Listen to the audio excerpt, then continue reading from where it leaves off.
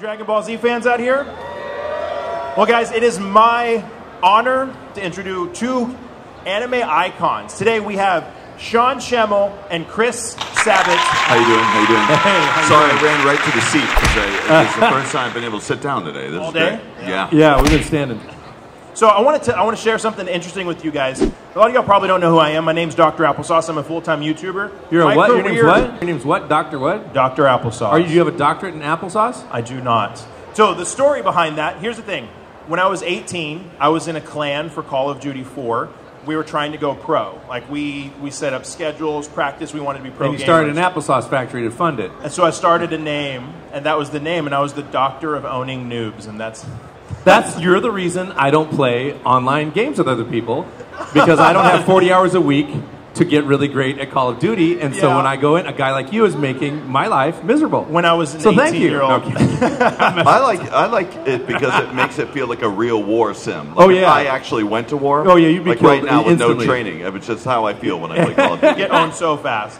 But that's how I met this gentleman right here, Chris Sabat, and got so inspired to make a video. And then 5 years later, here I am getting to interview him. And the reason I bring this up is I just want to encourage everybody, whatever that dream is that's in the back of your head, whatever it is, don't give up on it. Because when I was 14 years old watching Dragon Ball Z for the first time 22 years ago, never thought I'd be here.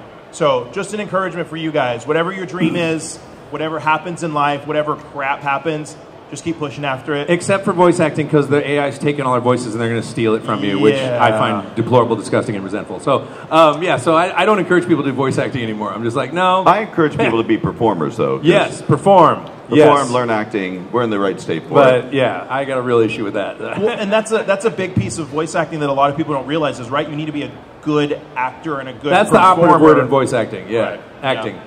I was joking with Zach Aguilar yesterday. Hey, Zach, if you can hear me. Or Zach. I don't know. He's over there. Over there. Hey, Over Zach. there. I don't know. We were joking with Zach, and he said he had somebody come up to him the other day.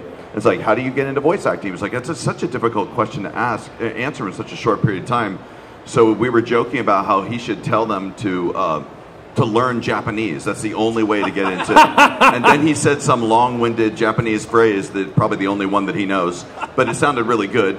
And then we were thinking like they'd come back years later and they go, hey, I learned Japanese and I still didn't get into anime. And I'm like, exactly. But now you have a career in something that's way cooler than acting. You can now be a translator. Congratulations. That's true. Transferable skill. That's right. That is like the most awesome troll that actually gives somebody something Which back Google in the Translate future. is also stealing. That's amazing. So I'm cynical about it. I'm sorry. thank you, gentlemen, for being here for Collecticon. We appreciate it. The fans appreciate it. A question We're that thrilled. I always like to ask, because I'm curious, y'all have met so many people, signed so many things. What is an interesting thing that you've signed that kind of always sticks out in your memory? Diaper. You signed it. Was it on a child? It was on the child and I think had been used. Oh, my. So I said, you're going to want to get rid of this diaper. They're like, we're not going to get rid of it. I'm like, So does that make it That's more on valuable you. or less? I don't know. But it was like 20 years ago I signed a diaper. Wow. That is not the answer that I was I expecting. signed a birth certificate once, but not That's as the doctor. Someone That is- named their kid Vidal in Australia, and I signed the birth certificate. Very cool. That's interesting. What about you? It's always interesting to me, and it's become so common now, and I don't want it to sound like I feel so cool that this is happening, but more and more people are asking me to sign stuff, and then they'll tattoo it on themselves. Oh, right? yeah. That seems to be getting Which really I used to common. think, like the first time that happened, I was like, are you sure you really want to do that? And then I realized you can't talk collectors out of anything, so they're going to do it no matter what. And it's just happened so much lately that now I've tried to come up with some sort of contract.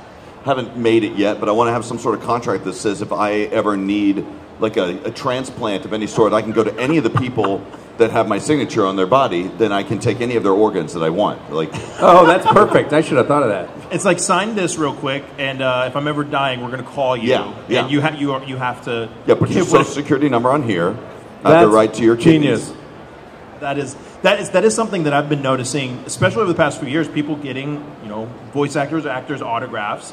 I think the most interesting story is I heard the Jason David Frank, the gentleman who played the original Red Ranger, somebody was like, I want your signature dropped trow and had all of the actors right on the dude's butt, and he signed right across. He's like, "Are you sure my name's not very long, or my name's not very short? Just signed right across the top." Jason?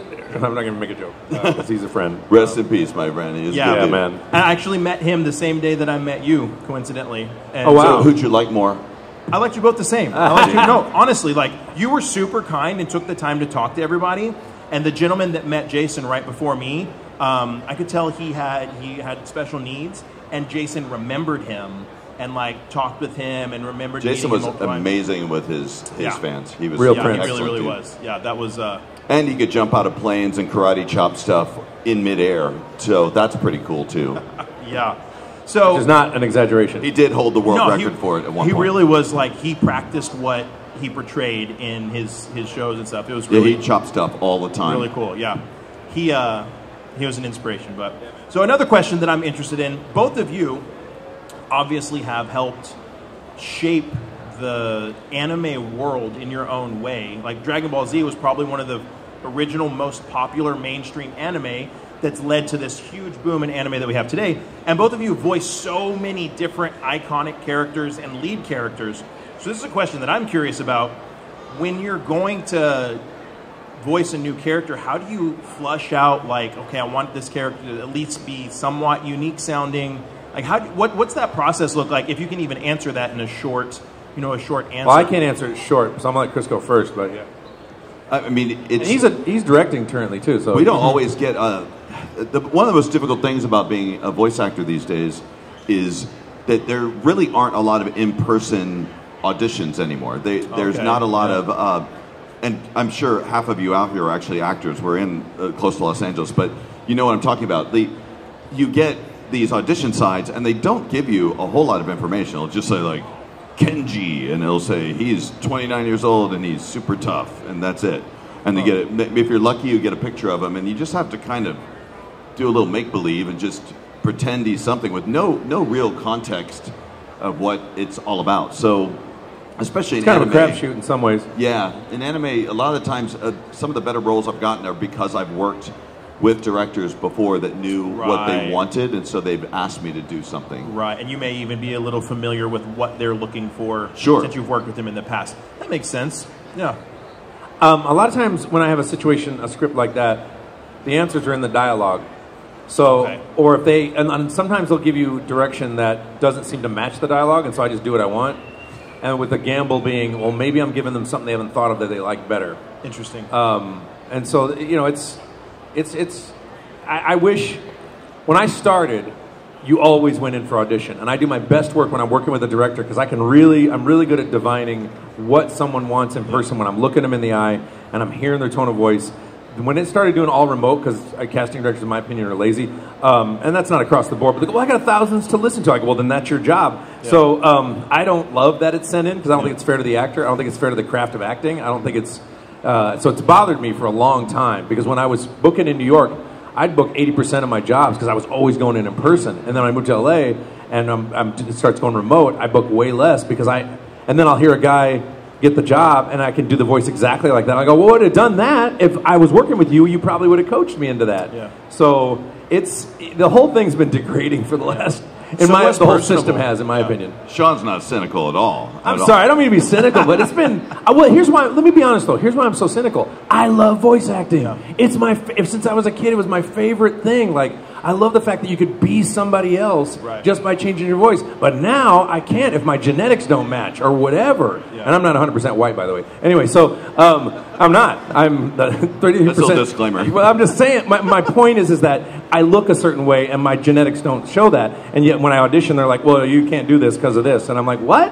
And so my attitude to voice acting is like, if you can do the job, I don't give a crap what you look like. Yeah. And that's all changed. And I do believe, by the way, representation matters. It does, but I don't think that's how you solve it. And then you have the auditioning. And so the whole love of it, the craft of it is being so eroded that I'm cynical because I love it so much. And so I'm like, I don't want to sound like a cynical jerk, but I'm like, when I started, it was awesome. Yeah. Even though it wasn't big, but working with Chris in early sessions on Dragon Ball when he was directing and and even all the work I did at Funimation was always much more of a joy than it is these days, with the exception of when I get to work with Chris. You know? It's interesting to hear that because I think it's kind of a sign of the times too. Because obviously I'm not a voice actor, but I remember when I was going to get my first jobs back when I was 18, almost 20 years ago. Yeah. You know how I got all of the jobs that I got? By being persistent and going in person. 80% of success is showing up. Yeah, I want this job. Here I am. And then I remember when I was looking for a new job about 7-8 years ago, people were like, just go on online and apply. Yeah, and it's all just, I don't want to deal. I don't want, and it takes, you lose something that's really important. You lose that. And everybody thinks like, it's fine and more productive and efficient, and they're not thinking about the deeper layers. Yeah. And I tend to think about the deeper layers too much and all the time. Yeah. You know, like for example, I don't even like it when the Apple Mail collates my mail for me. Because then when I reply, it looks like I've sent it to one person and then another person I don't want to see. And I also three-dimensionally memorize my emails in order. And so if I get it that day and then I get 3 more emails, I'm like, oh yeah, that's like 20 or 30 back. But it's not anymore. So Apple thinks they're making my life easier, but they're making it worse. Yeah. And there's all these people that think, well, my way is the right way. I'm a type A personality. Well, I'm a creative type. I don't want my shit organized. I don't. The Google interface lets you choose. Well, here's the deal. You go to settings and then you go to no, it doesn't. Here's the deal, though. On the Apple one, it'll let you choose, and then it changes it back. I'll say expand conversations, and then the next day it's back. And I'm like, what? You have to press save settings on the bottom. Yeah, so we all started when everything was handwritten, and then now technology is just. I mean, technology's got pros and cons, you know. It was funny though in the original. And even some of the games we worked on, the original Dragon Ball games, we would finish, like, say, for instance, like Budokai 3 or something. And I'd have to go, all right, thank you very much, Japanese people who flew in to join us for the sessions, to coach us on all the lines. We'll give us a few weeks to edit these, and then we'll mail you the hard drive that has all the files on it. Mail hard drives, yeah. Yeah. Now you upload it and they have it instantly. They're like, and now people are like, hey, can we get this by the end of the day? That'd be great. Like we just finished 2 hours ago. All right, so we probably have time for maybe 3 or 4. Anybody that wants to ask a question, we can take a couple questions, okay? And I'll have to cut it off when I have to cut it off. But if anybody has any questions for Chris and Sean, go for it. Hey, Sean, good to see you again. Hey. By the way, that shirt still kicks ass. I know it. You know what? That question that I asked you earlier. Which one? I loved your answer so much. I want. Well, I'm not sure. I'm not sure it's an answer I want to give here if it was a private conversation between us. So don't surprise me. Sometimes I give answers that I wouldn't say publicly. So right. So don't put me on the spot. Of course. I don't remember what the question was. All right. So everyone's like, Goku versus Superman. That I can answer. Yeah, that's fine. So I gotta know, who would win in a death battle, Goku or Popeye the Sailor Man? Oh, blow me down. I think Popeye and Goku should exchange senzu beans for spinach and see if it has the same effect. Now, before I was a voice actor, my favorite thing to do was to go to karaoke bars and sing Faith by George Michael as Popeye. I even did it at Six Flags in 1985 and in their little recording thing. Perhaps you were there. And I would go, and I'd get on stage and I go, oh, I guess it would be nice if I could touch your body. I know it's not everybody has got a body like Olive. And because nobody has a body like Olive. And people just jaws would drop, right? And so Popeye's kind of one of the first serious impressions I ever did. So to me, like a Popeye Goku mashup is kind of near and dear to my heart in that regard. But I'd love to see like Goku go, wow, does that spinach work like a senzu bean? It sure does.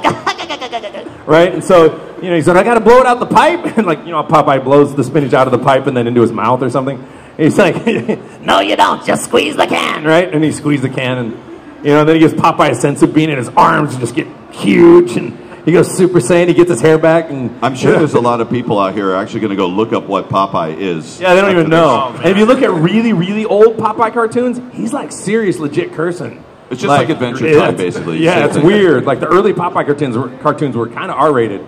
It was really, and they're like 1920, What a fun question. Thank you so much. Sorry, that's a question I would answer publicly, obviously. So, I thought you'd ask me something personal and I forgot about it, Thank you. Thank you. Like, do you have a bidet?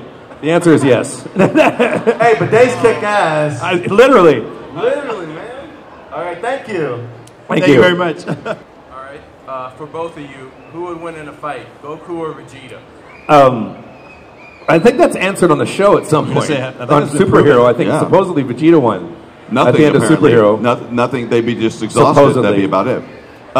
If Vegeta ever defeated Goku, as in like killed him, that would be the end of the show. Wait, I got an idea. So Vegeta finally beats Goku. I don't know if he kills him or not. He defeats him. Then he goes into a deep depression and starts That's drinking. what I was thinking, yeah. And he does evil Superman where he's flicking peanuts at the if you saw that when He Superman would was be evil evil, again. Christopher Reeve Superman, and he would be like extra evil and depressed. He needs Goku. He can't survive without Goku. That's And then they go on this, and they beg the dragon. He's like crying to the dragon. He's like, please, I know I treat him like shit, but he was my best friend, and I have no one to fight against. Please wish him back. And the dragon's like, I can't do that. He's like, please, I'll That do would be anything. Akira Toriyama. He would mess with him enough to go, yeah, Dragon won't let you bring Goku back again. He's already been brought back too many times.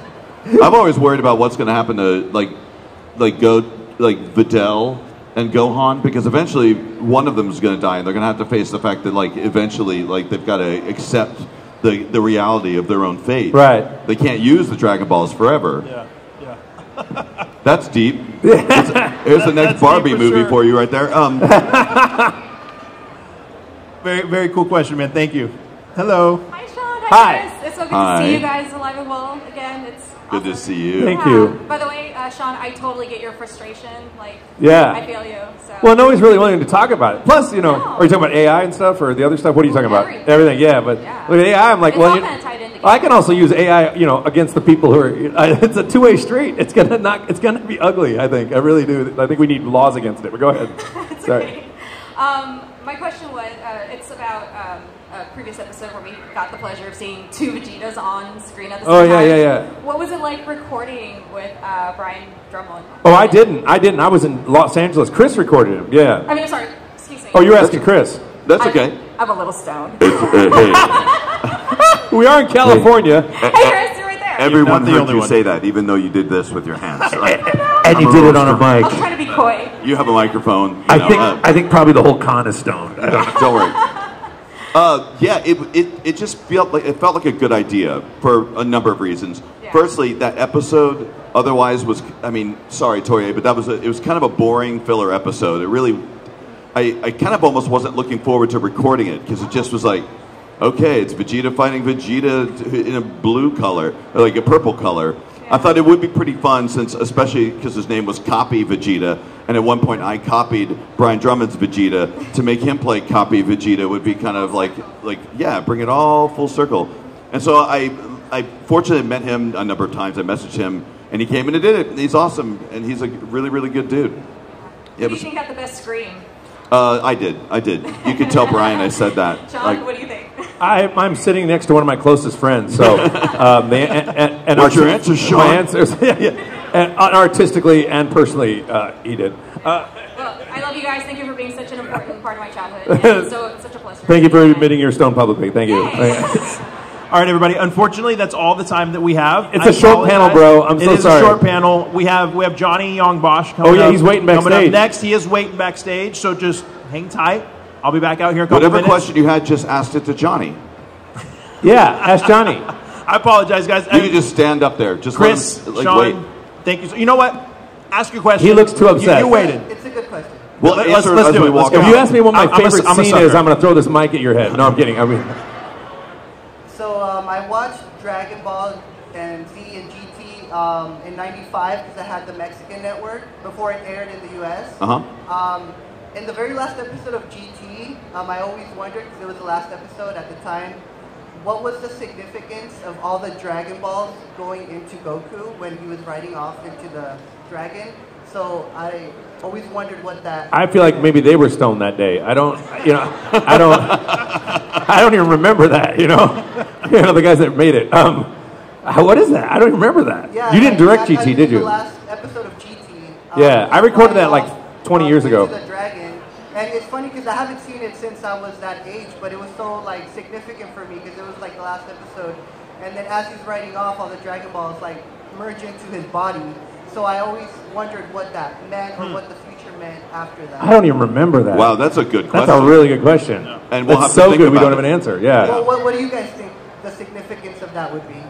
I think they were stoned. Yeah, no, I know.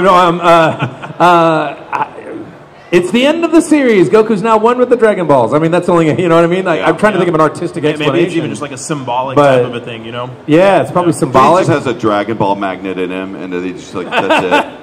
he calls them to himself because he's selfish. He is. Good question, man. Thank you so much. Yeah, good question, bro. Everybody, Thank you. thank you. We appreciate you guys. Chris, Thank you so much, guys. this has you been guys a are huge amazing. honor. Thanks for having Bye. me again.